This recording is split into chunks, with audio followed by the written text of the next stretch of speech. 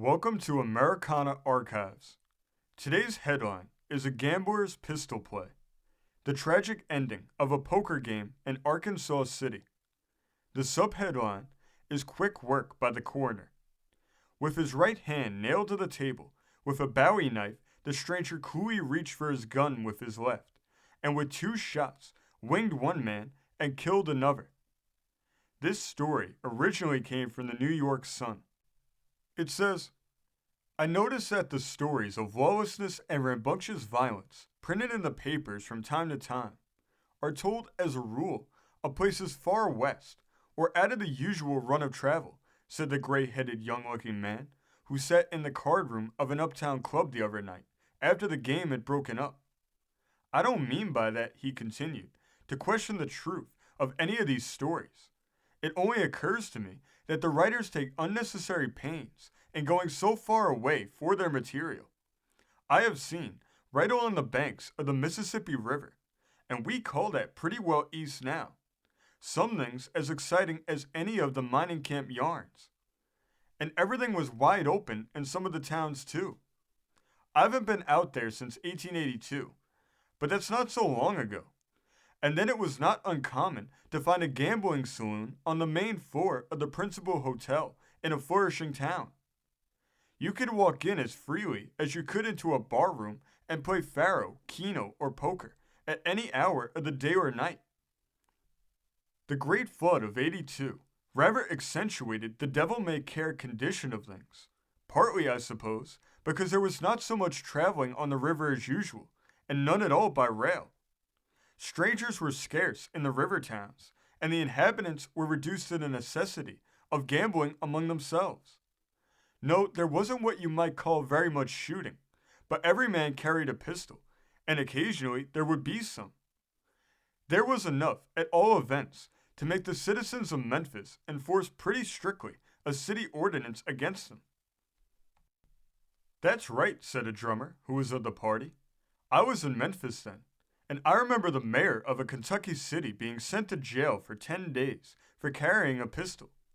He had plenty of money and plenty of influence too, but neither could save him from jail. Well, Memphis was the only city I struck on the river, said the first speaker, where such a law was observed. I got caught in Arkansas City, I remember, when I was trying to get to Little Rock. I arrived there just after the train had gone, so I had to stay over 48 hours.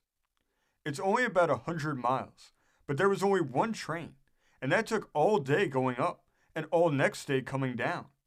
It was an accommodation train, and I saw it stop 15 minutes for a man who signaled from a distance with a basket of eggs on his arm, which he wanted to ship as freight.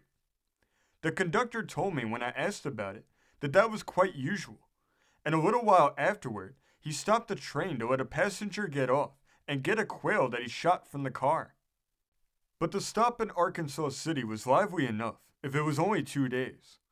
A black man was drowned trying to get across the river the first day I was there, for the town was so far underwater that the railroad track on top of the levee had been washed away. Only the houses on the highest ground were habitable, and there wasn't such a thing as a sidewalk visible.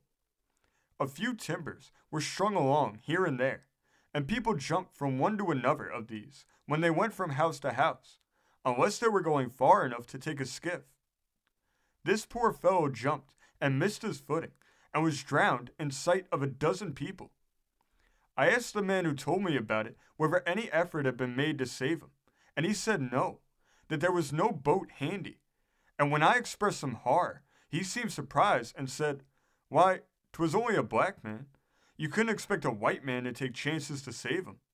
They were not so valuable then as they were before the war." I don't know that the color line was so strictly drawn, though, interrupted the drummer again. I saw a roustabout fall into the river one night at New Madrid, and he was a white man, too. But no effort was made to save him. The mate stepped to the side of the boat and looked over, but he did no more, and not one of the rousters stopped work, even for a moment.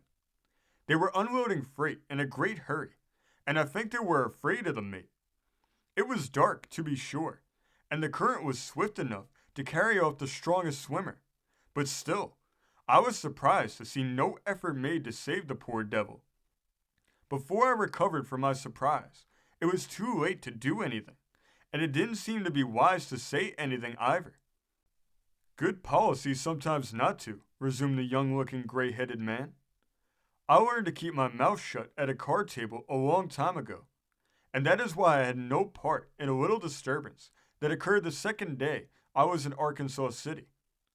I don't think there was more than one other stranger in town when I was there. He had come there the day before me on the train, and was waiting for a boat up the river. I struck up an acquaintance with him, and he told me he was on his way home after a business trip. I congratulated him, and we took a drink on it next door to the hotel. We were both tired waiting, and there was nothing better to do in the place, so we both sauntered to the room just back of the bar. The door was wide open, and we saw a card playing inside. 3 men were playing poker, and we stood for a few moments looking on. One of the 3 was a comical-looking old fellow, evidently a superannuated gambler. He must have been 70 years old, and his hands were very shaky, but I could not make up my mind whether he was palsied or had been drinking, or whether he was assuming decrepitude in order to watch the cards more carefully as he dealt them. The latter seemed likely enough, and I suspected marked cards, so I pleaded ignorance of the game when one of their other players, the proprietor of the place, as I learned later, looked up with a pleasant smile and suggested that perhaps my friend and I would like to join in. My friend, as he called him, I didn't even know his name, was willing enough, and he sat in. I stood by, smoking and looking on for a few minutes, though I pretended not to be watching the game very closely. You can't be too careful about observing the etiquette of the place you're in. I have always noticed, no matter what place it is, and the people around a card table are always liable to resent an outsider's interest if it even borders on inquisitiveness. Where the resentment is liable to be expressed with the use of a knife or a pistol, a wise man avoids showing his interest if he has any. In this case, I hadn't a great deal. I saw the game was crooked, but it made no difference to me whether the other stranger knew it or not. If he did, it was dog eat dog, and if he didn't, he deserved to lose for playing with strangers in such a place. However, I noticed pretty soon that the old fellow, whom the others called Major, and the proprietor, whom they addressed as Pete, were looking uneasily at me and at each other from time to time, and that the third player, whose back was turned toward me, was making an ostentatious show of hiding his cards from me, as if he suspected or feared me and wanted me to know it. Accordingly, I thought the wisest thing for me was to stroll back to the front room and treat the bartender. While we were drinking, another man came in. He wore no coat, vest, or hat. He was, I think, the handsomest man I ever saw, though he was slightly flushed with liquor, not drunk by any means, but he had evidently been drinking. He was a little above the medium height, with a symmetrical form, magnificent chest and shoulders, and the easy motion and graceful carriage of a skilled athlete. He passed directly to the card room, nodding to the barkeeper and merely glancing at me, and I heard him say, "Do you want another in the game?" The response was pleasant, and he took a seat. Up to this time, I had not been greatly interested, as I said, and I continued talking to the man behind the bar, simply because I had nothing else to do. The newcomer, however, was talkative, and as I saw in a few moments, inclined to be surly. He seemed to be trying to pick a quarrel with the stranger, and I lingered with some natural curiosity to see if he would succeed. Presently, the explosion came. He lost a jackpot, which the stranger won on 3 tens. "You opened that pot on a pair of 10s, he exclaimed with an oath. "And when we catch any crossroads gambler playing that kind of a game in this town, we commonly hang him. Do you understand?" It was said noisily and furiously, and I looked in, expecting to see a fight. But the stranger spoke as coolly as though the other had been calling for his draw. "I did nothing of the sort, sir. I came in on a pair of 10s, as I had perfect right to do, after the major had opened it and I caught the third 10 in the draw." "I say you opened it," shouted the newcomer with another oath. The stranger looked at him with the most perfect composure and said, "I appeal to the table. Gentlemen, did I open it?" "No, sir," said the old major promptly enough. "I opened it myself and dropped out after I was raised twice. Jack, shut up. The gentleman is playing all right." But Jack wouldn't shut up. On the contrary, he became more furious. "This is a hell of a game," he shouted, and leaped to his feet like a panther, totally oblivious to the few checks in front of him. He had lost nearly all he had brought on coming in. The stranger never moved, though I expected to see weapons drawn. He looked Jack full in the face, with a sort of bewilderment on his own face, and said nothing. Jack stood for a moment, and while I was wondering whether the stranger was showing nerve or was really bewildered, he turned suddenly and dashed out of the room. The stranger looked around at the other players, and there was a distinct drawl in his words as he said, "What is the matter with that man?" "Oh, nothing," said Pete carelessly. "You mustn't mind him. He killed a man yesterday, and he's been drinking a good deal today. He's a little excited, but it doesn't mean anything." "But why did he rush out so curiously?" persisted the stranger. "Well, I suppose he went out to get healed," said Pete.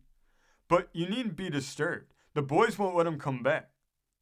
"Well, perhaps they won't," said the stranger, still drawling his words. "But it's just as well to be on the safe side.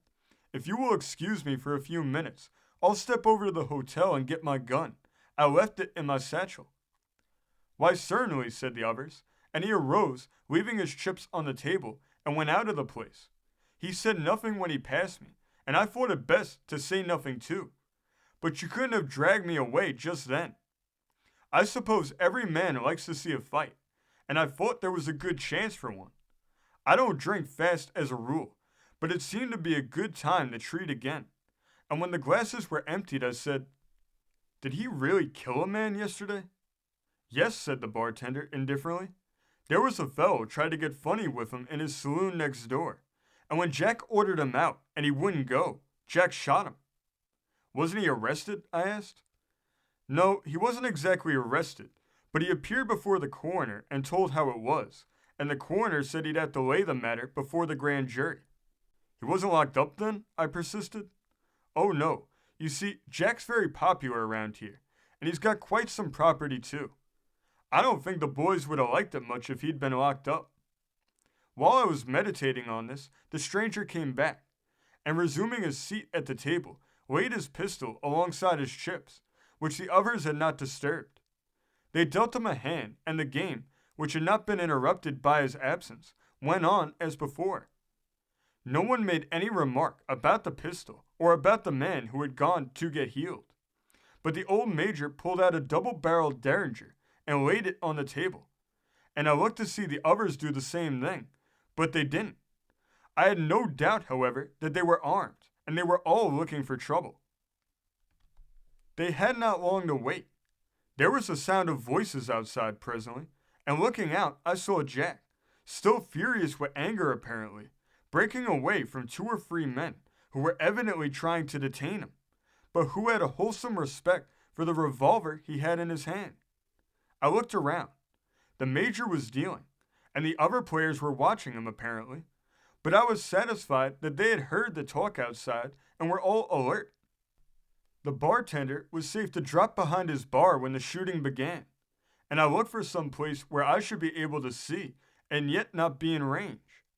There was a window in the partition between the rooms, about 12 feet to one side of the door, and I stepped over there as Jack came in toward the door. Through this window, I saw the most magnificent display of cool nerve that ever came under my notice. The stranger never changed color, nor moved in his chair, but I could see his eyelids contract and his lips tighten as he quickly and quietly put his hand on his revolver and looked toward the door, at which Jack was just appearing, pistol in hand. On the instant, Pete drew a Bowie knife, with a motion so quick that I could not tell where the knife came from, and drove it squarely through the stranger's hand into the table underneath, nailing it fast to the wood. If the stranger had even flinched, he would have been dead in another moment, for Jack's pistol was leveled at him. But with a motion as quick as Pete's, he reached over with his left hand, seized his revolver, and shot Jack through the pistol arm, shattering his elbow just as he was pulling his trigger. And the next instant, he had shot Pete through the heart, and turning to the major, he shouted, "Drop that gun." The old fellow dropped it and threw up his hands. The other man had gone under the table like a flash, being only anxious to get out of the trouble. And Jack, with a howl of pain and terror, had turned and run. The fight was over before it was fairly begun, and the stranger had not moved from his chair. With his left hand, he pulled out the knife and wrapped up his right in a handkerchief, and stepping to the bar, said to the bartender, "You want to have a doctor here quick to dress my hand? And while you're about it, you better notify the coroner if there's one around. I propose to have this inquest held before the witnesses get away." The coroner was around. In fact, he was playing cards only 4 or 5 doors away, and in half an hour he was holding his inquest.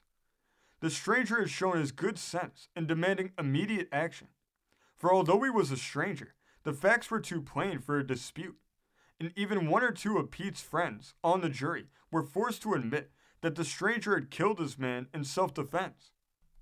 He was accordingly informed by the coroner that he could go on his own recognizance to appear before the grand jury, and after treating the crowd at the dead man's bar and paying for the treat with the chips he had on the card table, he went over to the levee and boarded a boat that had stopped on her way up the river. He had given his name to the coroner as Dick Davis of Tuscumbia, Alabama, and I afterward heard that he was really a crossroads gambler, as traveling card sharps used to be called, and was a famous pistol shot. Why he did not kill Jack as well as Pete, I never really understood, for if the stories of his marksmanship were one half true, he could have done it easily enough. I never knew what the grand jury did about it. This story came from the great state of Pennsylvania, being reported in the Philadelphia Times of December 6, 1896. Thank you for joining us today. If you want to continue to uncover all of America's lost and forgotten history, then remember before you leave to hit the subscribe button, hit the notification bell, and remember to like and comment below. And we will see you next time on Americana Archives.